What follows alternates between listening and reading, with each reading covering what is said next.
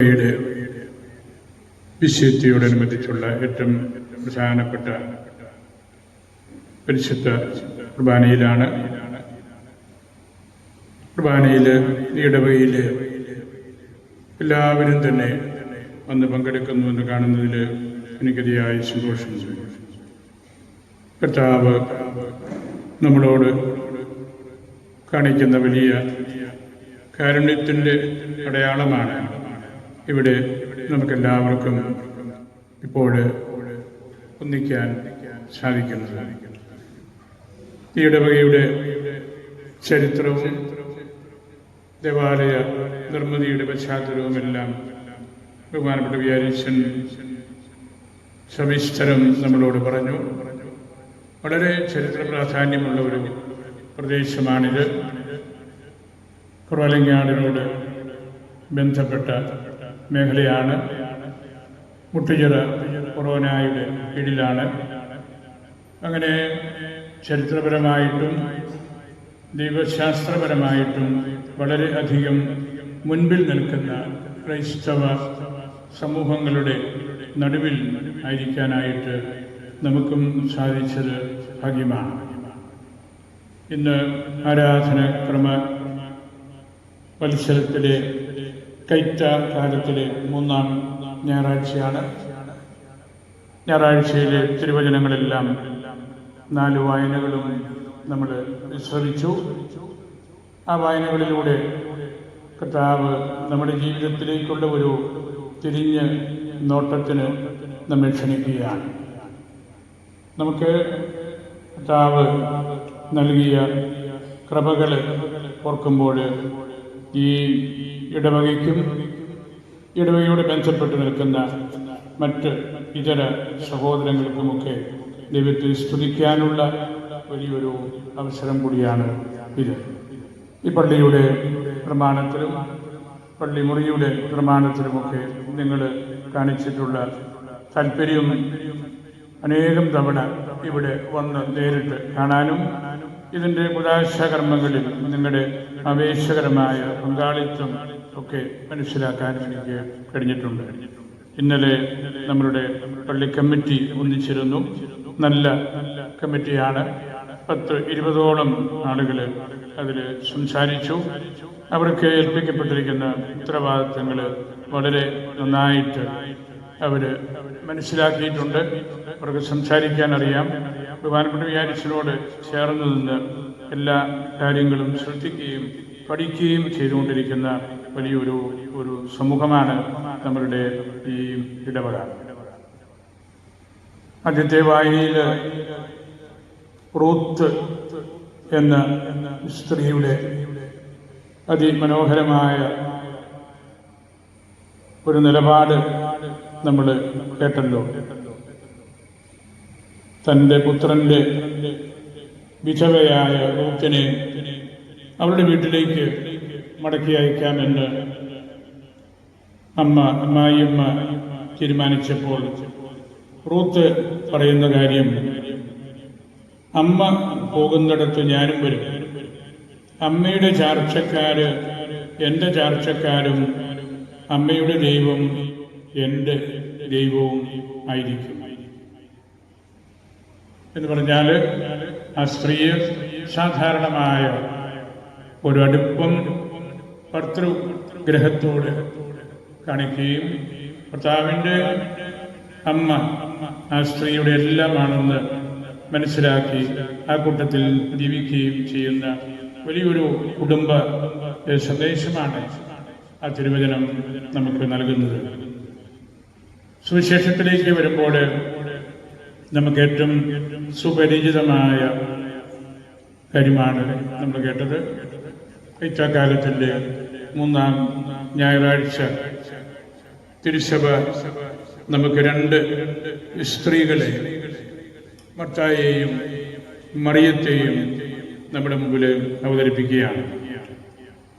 അവരുടെ പശ്ചാത്തലം ലാസറിൻ്റെ സഹോദരിമാരാണ്.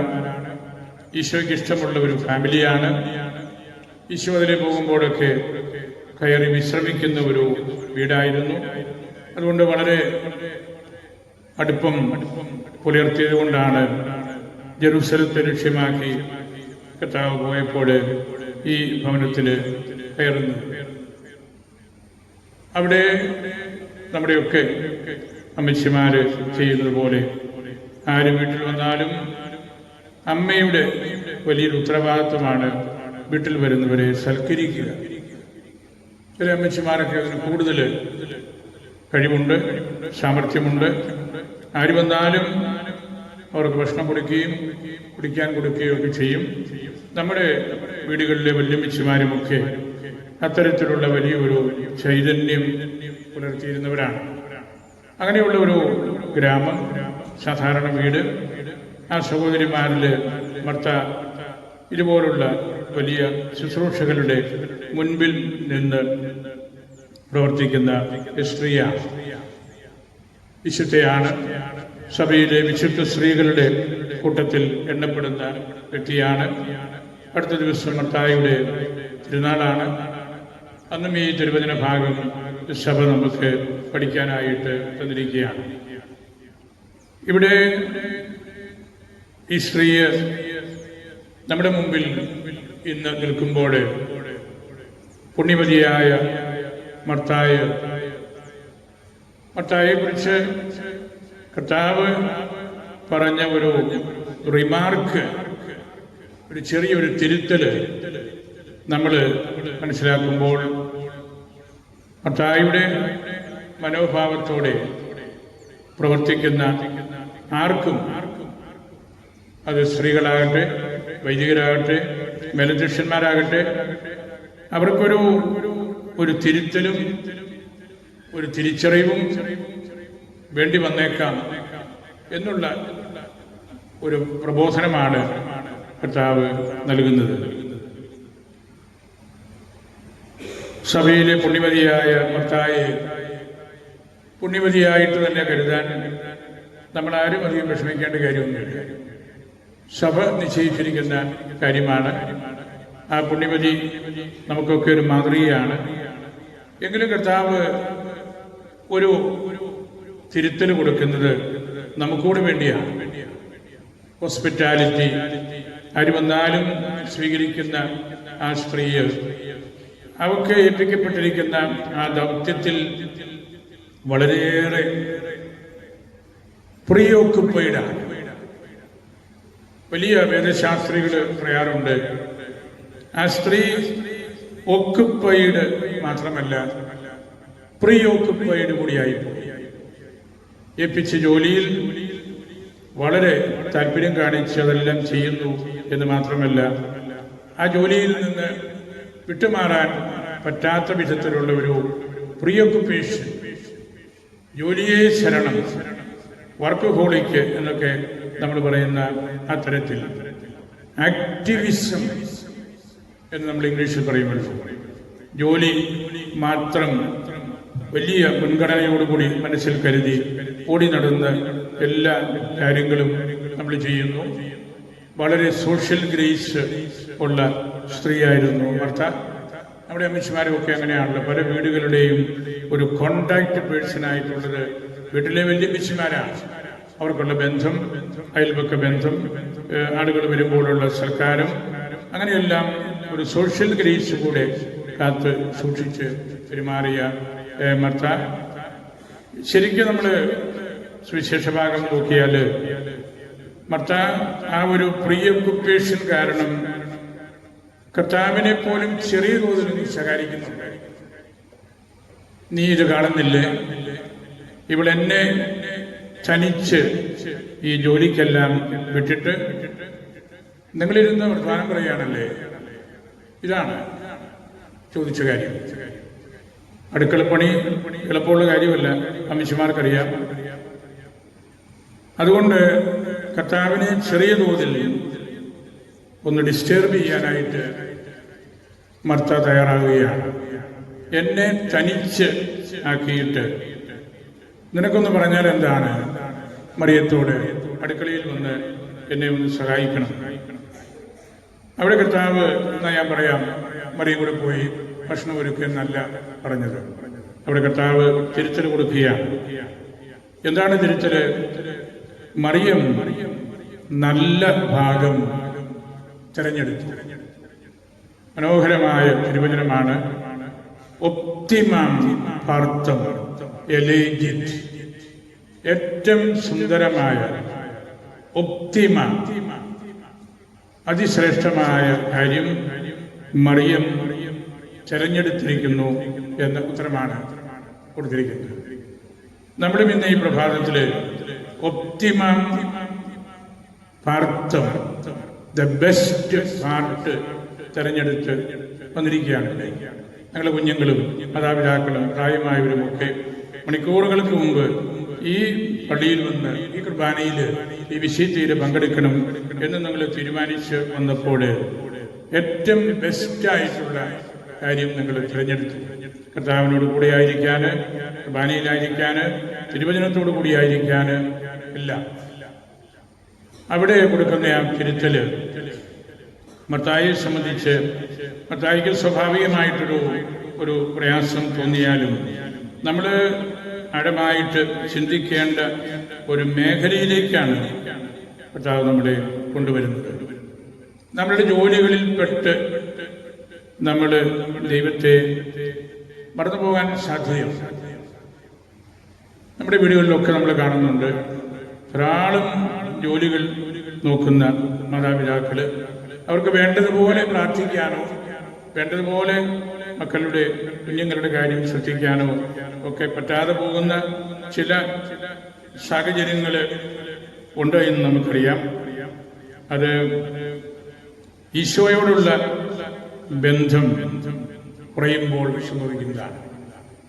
Gregory the great എന്ന വലിയ പണ്ഡിതനായ പരിശുദ്ധ പിതാവ് പറഞ്ഞിട്ടുണ്ട്, വചനം വളരുന്നത് വായിക്കുന്നവരിലൂടെയാണ്. കും ലെജൻറ്റിബൂസ്. വീട്ടിൽ ബൈബിൾ ഇരിപ്പുണ്ട്, ആ ബൈബിളൊന്ന് വളരാൻ നമ്മൾ അനുവദിക്കണം. എങ്ങനെയാണ് ബൈബിൾ വളരുന്നത്? വീട്ടിലുള്ളവരോടെടുത്ത് വായിക്കുമ്പോഴാണ്. അങ്ങനെ വചനം ശ്രവിക്കാനും വചനം കാണാനും വചനത്തോട് സംസാരിക്കാനും നമുക്ക് സാധിക്കണം. അതിനുള്ള ഏറ്റവും നല്ല മാർഗമാണ് പരിശുദ്ധ കുർബാന. ഈ വലിയ പിതാവ് തന്നെ പറഞ്ഞിട്ടുണ്ട്, ദൈവ വചനം ബൈബിള് വലിയ ആനകൾക്ക് ചാടി നീന്തി മുങ്ങാനുള്ള ആഴമുള്ളതും കൊച്ചു കുട്ടികൾക്ക് നടന്നു പോകാനുള്ള ആ ഒരു ശാലീനതയുള്ളതുമാണ്. അതാണ് തിരുവചനം. കുഞ്ഞുങ്ങൾക്കൊക്കെ ബൈബിൾ ഇപ്പോൾ അറിയാം. അവരെ കൊണ്ട് ഞങ്ങൾ ബൈബിൾ വായിപ്പിക്കുന്നുണ്ട്. അവർക്ക് വചനം കാണാതെ അറിയാം. ലോഗോസ് ക്വിസിന് ചേരുന്നവരാണ്.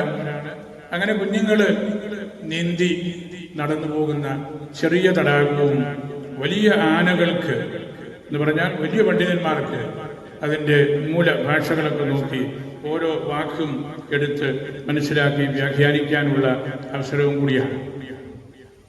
അപ്പോൾ ഈശോ നമുക്ക് നൽകുന്ന ആ ഒരു തിരുത്തല് നല്ല ഭാഗം തിരഞ്ഞെടുക്കാനായിട്ട് നമ്മുടെ കർത്താവിൻ്റെ പദാന്തികത്തിൽ ആയിരിക്കണം. ദൈവവചനത്തോട് ബന്ധപ്പെട്ട് ജീവിക്കണം. സുവിശേഷം മത്തായിയെ കുറ്റപ്പെടുത്തലല്ല, സേവനം അതിൽ തന്നെ വിശുദ്ധമാണ്. അധ്വാനിക്കുന്നവരുടെ പ്രതിനിധിയാണ് ആ സ്ത്രീ. അതിഥി സൽക്കാരത്തിൻ്റെ ഏറ്റവും നല്ലൊരു ഐക്കൺ.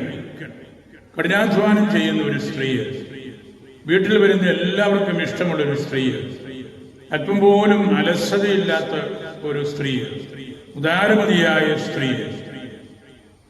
പക്ഷെ ജോലിഭാരം കൂടുമ്പോൾ ഹൃദയത്തിൽ അസ്വസ്ഥതകൾ ഉണ്ടാകും. അതാണല്ലോ ഈശോ പറഞ്ഞത്, നീ പല കാര്യങ്ങൾ കൊണ്ട് വിഗ്രഹിച്ചയാണ്, ഡിസ്റ്റർബ്ഡാണ്, സ്വസ്ഥതയില്ലാതിരിക്കുകയാണ്. രാവിലത്തെ കാപ്പി കഴിയുമ്പോൾ ഉച്ചക്കത്തെ ഭക്ഷണമുണ്ട്, അരിയുണ്ടോ, കറിയുണ്ടോ, മുളകുണ്ടോ, ഉപ്പുണ്ടോ, വിറകുണ്ടോ, പല കാര്യങ്ങൾ കൊണ്ട് നീ വ്യഗ്രചിത്തയാണ്, ആൻഷ്യസാണ്, ബാലൻസ് തെറ്റി പോവുകയാണ്. സമാധാനമായിട്ടൊന്നും ഇരിക്കാൻ പറ്റുന്നില്ല. കർത്താവിനോടൊന്ന് ഇരുന്ന് വർത്തമാനം പറയാൻ, ദൈവത്തോട് സംസാരിക്കാൻ, പ്രാർത്ഥിക്കാൻ സാധിക്കാതെ പോവുകയാണ്. അതാണ് നമുക്കും പലപ്പോഴും അമിതമായ ജോലിഭാരം വരുന്ന അമ്മച്ചിമാരും. ഇന്നത്തെ അമ്മയുടെ കാര്യമാണ്, ആരുടെയും കാര്യം, ആരുടെയും കാര്യം അതാണ്. അമിതമായ ജോലി ഭാരം വരുമ്പോൾ പ്രാർത്ഥനകളോടും ദൈവത്തോടുള്ള വർത്തമാനം പറച്ചിലിനോടും നമ്മൾ വിട പറയുകയും ചിലപ്പോഴെല്ലാം വളരെ ഡിസ്റ്റർബ്ഡ് ആയിട്ട് നമ്മുടെ സമനില തെറ്റുന്ന പോലെ തോന്നുകയും ചെയ്യും.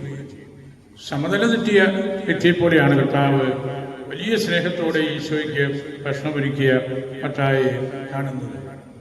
അതിനുള്ള തിരുത്തല് ദൈവ വചനം ശ്രവിക്കാനുള്ള ആഹ്വാനവും വചനബദ്ധമായ ജീവിതം, ദ ഓൺലി നെസസറി തിങ്,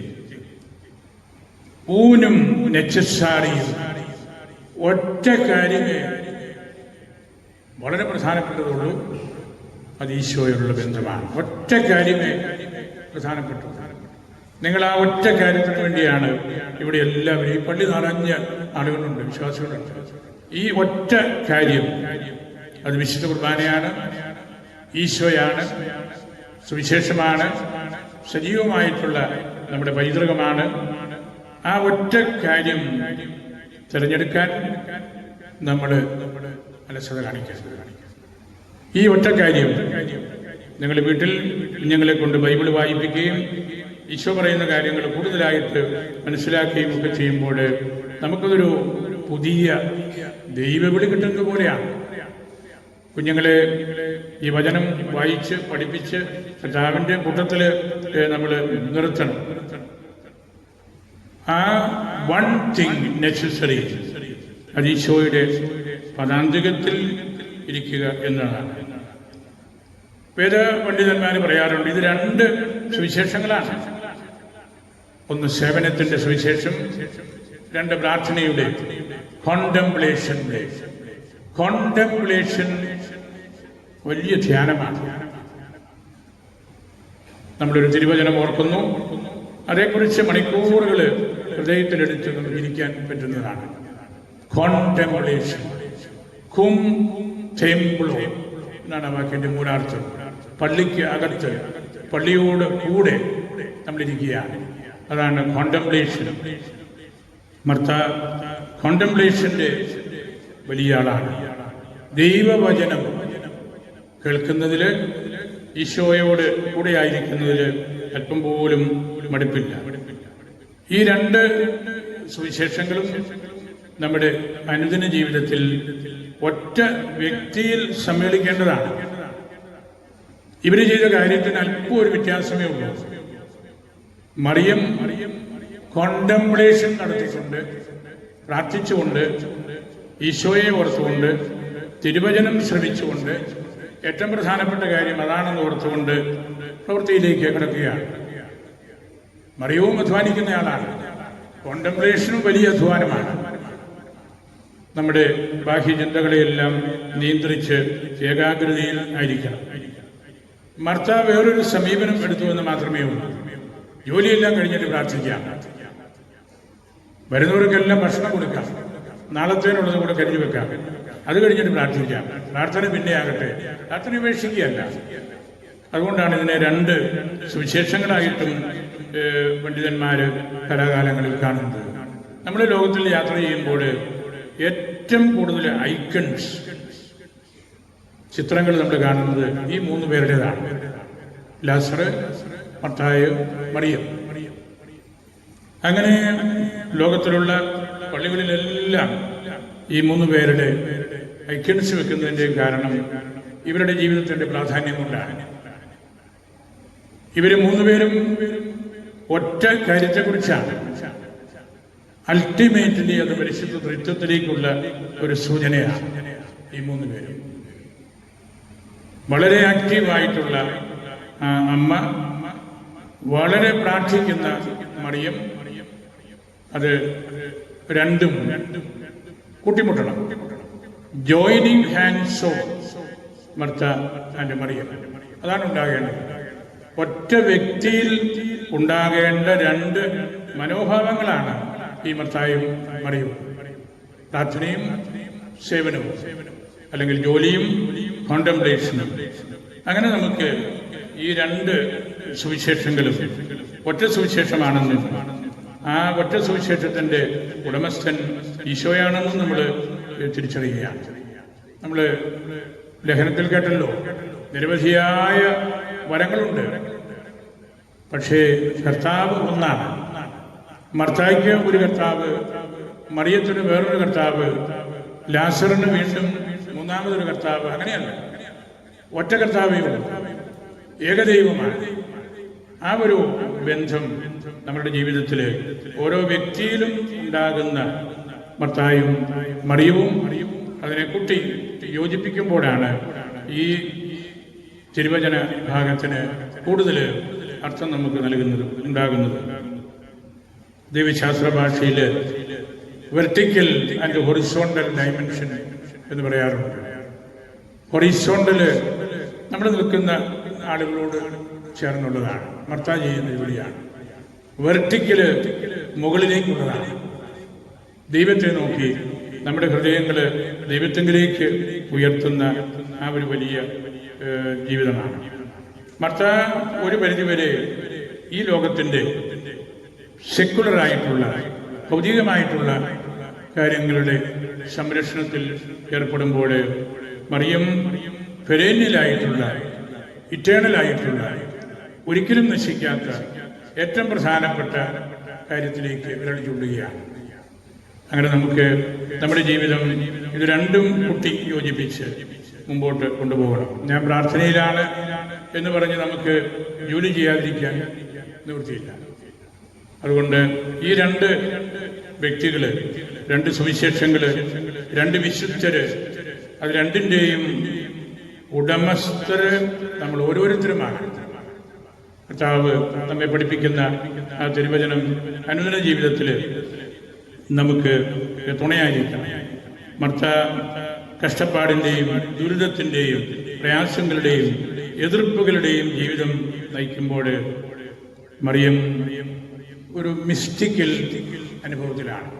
സ്വർഗത്തെ നോക്കി കർത്താവിൻ്റെ വചനത്തിൽ സന്തോഷിച്ച് ജീവിക്കുന്നു. തോമസ് അക്വീനാസ് പറഞ്ഞ ഒരു കാര്യം വളരെ പ്രധാനപ്പെട്ടതാണ്. നമ്മളുടെ മനസ്സുകൾക്ക് ഡിസ്റ്റർബൻസ് ഉണ്ടാകുന്നത് രണ്ട് തരത്തിലാണ്. ഒന്നാമത്തേത്, വാങ്ങിച്ചു കൂട്ടിയ സാധനങ്ങളെ ഓർത്ത് നമ്മുടെ സമയം മുഴുവൻ കളയുകയാണ്. ചില അമ്മച്ചിമാരും ചേട്ടന്മാരും ഉണ്ട്, എവിടെ പുറത്തേക്ക് ഇറങ്ങിയാലും കണ്ടു കിട്ടുന്നതെല്ലാം മേടിച്ചുകൊണ്ട് വരും. വാങ്ങിച്ചു കൂട്ടിയ കാര്യങ്ങളെ ഓർത്ത് അതിൻ്റെ ആവശ്യകത, അതിൻ്റെ മേന്മ അല്ലെ ശരിയായില്ല. ഒന്നാമത്തേതാണ്. രണ്ടാമത്തേത്, വാങ്ങിക്കാൻ പറ്റാതെ പോയ കാര്യങ്ങളെക്കുറിച്ചുള്ള വ്യഗ്രത. രണ്ടും ഒരുപോലെ വ്യഗ്രതയാണ്. ഈ രണ്ട് വ്യഗ്രതകളും നമ്മെ ദൈവത്തിൽ നിന്ന് അകറ്റുന്നതാണ്. നാണയം നഷ്ടപ്പെട്ട സ്ത്രീക്ക് സംഭവിച്ചതെന്താണ്? ബാലൻസ് തെറ്റിപ്പോയതാണ്. ആ സ്ത്രീ നാണയം കണ്ടെത്തുന്നത് എങ്ങനെയാണ്? ആ വീട്, അവളാകുന്ന ആ വീട്, അവളുടെ ഹൃദയമാകുന്ന ആ വീട് അടിച്ച് വാരിയപ്പോൾ നാണയം കിട്ടി. അവളുടെ ഹൃദയത്തിൽ ഈശോയെ കണ്ടു. ഹൃദയത്തിൽ പൊടി പിടിച്ചു കിടന്നിരുന്ന ദൈവവിചാരങ്ങൾ ഉയർത്തെഴുന്നേറ്റു. അവൾക്ക് ബാലൻസ് തെറ്റിപ്പോയിരുന്നു. കാരണം ഏറ്റവും പ്രധാനപ്പെട്ടത് ഊനും നെച്ചസാരിയും അവൾ ചിന്തിച്ചിരുന്നില്ല. ഒരു അടിച്ചു വാരൽ നടത്തിയപ്പോൾ അവളിൽ തന്നെ ഈ നാണയം കണ്ടു. മർത്തായിൽ തന്നെ ഈ മറിയത്തെ കണ്ടു ഹൃദയത്തിൽ. അങ്ങനെയുള്ള പ്രായോഗികമായ ജീവിതത്തിലേക്ക് നമ്മൾ കടന്നു വരാനും ഈ ചിന്തകൾ നമ്മുടെ പുണ്യപ്പെട്ട ക്രൈസ്തവ ജീവിതത്തിൻ്റെ വഴികളിൽ നമുക്കെപ്പോഴും തുണയായിരിക്കാനും ഈശോ നമ്മെ പഠിപ്പിക്കുകയാണ്. നമുക്ക് കർത്താവിൻ്റെ കൂട്ടത്തിലായിരിക്കാം. അധ്വാനത്തിലൂടെ ദൈവത്തെ കണ്ടെത്താനും നിരന്തരമായ പ്രാർത്ഥനയിലൂടെ അധ്വാനത്തിൻ്റെ വ്യത്യസ്ത മാനങ്ങൾ നമുക്ക് കണ്ടെത്താനും ഒക്കെ സാധിക്കണം. നമ്മൾ അനാവശ്യമായിട്ട് നമ്മൾ പ്രീ ഒക്കുപ്പൈഡ് ആകരുത്. നല്ല സിമ്പിളായിട്ട് ജീവിച്ചാൽ മാത്രം മതി. ഈ മറിയം കർത്താവിൻ്റെ ശിരസിൽ പാദത്തിൽ വലിയ തൈലം അലബാസ്റ്റർ ജാറ് തുറന്ന് ആ സുഗന്ധദ്രവ്യം ഒഴിച്ചല്ലോ. അത് ടോട്ടലി ലാവിഷ്ലി അൺസീസിംഗ്ലി ആയിട്ടുള്ളൊരു കാര്യമാണ്. ഈ അലബാസ്റ്റർ ജാറ് പിന്നീട് ഒരിക്കലും അടച്ചിട്ടില്ല, തുറന്നു വെച്ചിരിക്കുകയാണ്. അതിൻ്റെ സുഗന്ധമാണ് ഓരോ പരിശുദ്ധ കുർബാനയിലും നമ്മൾ കാണുന്നത്. ഈശോയുടെ മരണോത്ഥാനത്തെക്കുറിച്ചുള്ള സൂചനകളാണ് അത് നമുക്ക് നൽകുന്നത്. തുറന്നു വെച്ച അലബാസ്റ്റർ ജാറിൻ്റെ സുഗന്ധം നമ്മളിലൂടെ നമ്മളെ കാണുന്നവർക്കും നമ്മളെ കേൾക്കുന്നവർക്കും നമ്മളെ കണ്ടുമുട്ടുന്നവർക്കും ഒക്കെ ലഭിക്കാൻ ഇടയാകും. അപ്പോഴാണ് ഈ മത്തായും മറിയവും നമ്മുടെ കൂട്ടത്തിൽ, നമ്മുടെ ഹൃദയത്തിൽ അധ്വാനമായിട്ടും പ്രാർത്ഥനയായിട്ടും ഒറ്റ വ്യക്തിയിൽ സമ്മേളിക്കുന്നത്, അവർ ജോയിനിങ് ഓഫ് ദിയർ ഹാൻഡ്സ് നടത്തുന്നത് എന്ന ചിന്ത നമുക്ക് മനസ്സിൽ സൂക്ഷിക്കാം. ഈ വലിയ ദിവസത്തിന് വേണ്ടി നിങ്ങൾ വളരെയേറെ അധ്വാനിച്ചു, പ്രാർത്ഥിച്ചു, ഒരുങ്ങി. അതുകൊണ്ടാണ് ഇന്നലെയും ഇന്നുമായിട്ട് നമുക്ക് ഈ ദേവാലയം കേന്ദ്രമാക്കി ഇതുപോലെ ജീവിക്കാനും പ്രവർത്തിക്കാനും ഈ ഇടവകയെക്കുറിച്ച് സംസാരിക്കാനും ഒക്കെ നമുക്ക് സാധിച്ചത്. ഞങ്ങളുടെ അധ്വാനം വളരെ വലുതായിരുന്നു. നല്ല ഒരു കോഓർഡിനേഷൻ ബഹുമാനപ്പെട്ട വിചാരിച്ചന് ഇവിടെ നടത്തിയിട്ടുണ്ട്. അച്ഛൻ്റെ അജപാലനപരമായ മികവ് സംസാരിക്കാനും ഇടപെടാനും ഓർഗനൈസ് ചെയ്യാനും പ്രാർത്ഥനയിൽ നിങ്ങളെ ഒന്നിപ്പിച്ചു നിർത്താനും ഈ സമൂഹത്തെ ആക്റ്റീവായിട്ട് പോലെ കൊണ്ടു നടക്കാനും ഒപ്പം പ്രാർത്ഥിച്ച് അതിലാണ് നമ്മൾ എത്തേണ്ടതെന്നുള്ള മറിയത്തിൻ്റെ മനസ്സ് നിങ്ങളിൽ ജനിപ്പിക്കാനുമൊക്കെ പ്രാപ്തിയുള്ള അച്ഛനാണ്. അദ്ദേഹത്തിൻ്റെ നിരന്തരമായ പരിശ്രമം നമ്മുടെ രൂപതയിലെ നിരവധി ഇടവകകളിൽ പ്രാർത്ഥനയായിട്ടും അധ്വാനമായിട്ടും കുട്ടികളെയും മുതിർന്നവരെയും എല്ലാം വളർത്താനുള്ള പ്രോത്സാഹനമായിട്ടുമെല്ലാം നമുക്ക് കിട്ടിക്കൊണ്ടായിരിക്കുന്നത്. അതുപോലെ സിസ്റ്റേഴ്സ് വളരെയേറെ അധ്വാനിച്ചു. വൈക്കാരന്മാർ, കമ്മിറ്റിക്കാർ, ദേവാലയത്തോട് ബന്ധപ്പെട്ട ശുശ്രൂഷകളൊക്കെ ഇന്നലെയും ഇന്നുമായിട്ട് ഞാനതെല്ലാം കണ്ടുകൊണ്ടിരിക്കുകയാണ്. നിങ്ങളെയും ഞാൻ പ്രത്യേകമായിട്ട് ഓർക്കുന്നു. നമ്മൾ ചോൻസാമയുടെ തിരുനാൾ ദിവസങ്ങളിലാണ്. അമ്മയോട് നമ്മൾ പ്രത്യേകമായിട്ട് പ്രാർത്ഥിക്കണം. അമ്മയുടെ സുവിശേഷ ജീവിത ശൈലി നമുക്ക് സ്വന്തമായിട്ട് എടുക്കേണ്ടതുണ്ട്. സാധിക്കുന്നവരൊക്കെ കുഞ്ഞുങ്ങളെയൊക്കെ അൽഫോൻസാമയുടെ കബറെങ്കിൽ കൊണ്ടുപോവുകയും അവിടെ മുട്ടയെ നിർത്തി പ്രാർത്ഥിപ്പിക്കുകയും ഒക്കെ ചെയ്യണം. അങ്ങനെ അൽഫോൻസാമയോട് കൂടുതലായിട്ട് നമുക്ക് അടുക്കുന്നതിനും അത് സുവിശേഷത്തോടുള്ള അടുപ്പമായിട്ടും കർത്താവിൻ്റെ പാദാന്തികത്തിലുള്ള ഇരിപ്പായിട്ടും നമുക്ക് തിരിച്ചറിയാനായിട്ട് സാധിക്കണം. ഞങ്ങളെല്ലാവരെയും ഒരിക്കൽ കൂടി ഞാൻ ഹൃദയത്തിൽ സൂക്ഷിക്കുന്നു. പരിശുദ്ധ അൽഫോൻസാമയോട് പ്രാർത്ഥിച്ച് സമർപ്പിക്കുന്നു. ഉചിതനായ ഈശോ എല്ലാവരെയും ആശീർവദിച്ച് അനുഗ്രഹിക്കട്ടെ. നമ്മൾ ഏതാനും ദിവസം കഴിയുമ്പോൾ നമ്മളുടെ ശംശാനായുടെ ജോസ് നെടുനകത്തിൻ്റെ തിരുപ്പട്ട ശുശ്രൂഷയ്ക്കായിട്ട് വീണ്ടും കാണും. അന്നും നിങ്ങൾ എല്ലാവരും വരികയും പ്രാർത്ഥിക്കുകയും നമ്മളുടെ രൂപതയ്ക്ക് കിട്ടുന്ന ഭാഗ്യത്തെക്കുറിച്ച് നമുക്ക് ഈ ആളുകളിലൊക്കെ നല്ല അച്ഛന്മാരെയും നമ്മുടെ കാലായ അച്ഛന്, കണ്ണുതൊട്ടി അച്ഛന്, നമ്മുടെ ചുമ്മാച്ചന്, ഫോർമറ്റും നമ്മുടെ കക്കനാട്ട് വലിയ പിതാവിൻ്റെ കൂട്ടത്തിലാണ്. അങ്ങനെ നമുക്ക് നല്ല വൈദികരെയും ശുമാശന്മാരെയും മറ്റ് മിഷണറിമാരെയും മറ്റു അച്ഛന്മാരെയും എല്ലാം നൽകിയ ഒരു വലിയ ഇടവകയാണ്. ഭാഗ്യപ്പെട്ട ഒരു സ്ഥലമാണ്. സമർത്ഥരായ വൈദികരും വൈദിക വിദ്യാർത്ഥികളുമാണ് എന്നുള്ളത് അത് ദൈവം നമ്മോട് കാണിക്കുന്ന വലിയൊരു അനുഗ്രഹമായിട്ട് ഞാൻ കരുതുകയാണ്. നല്ല സാമർഥ്യമുള്ള വൈദികരും അച്ഛന്മാർ. അങ്ങനെയാണ് നമുക്ക് രൂപതയ്ക്ക് വളരാനും ഈ വലിയ രൂപതയുടെ പൈതൃകം സംരക്ഷിക്കാനും ഒക്കെ സാധിക്കുന്നത്. ഈശോ എല്ലാവരെയും ആശീർവദിച്ച് അനുഗ്രഹിക്കും.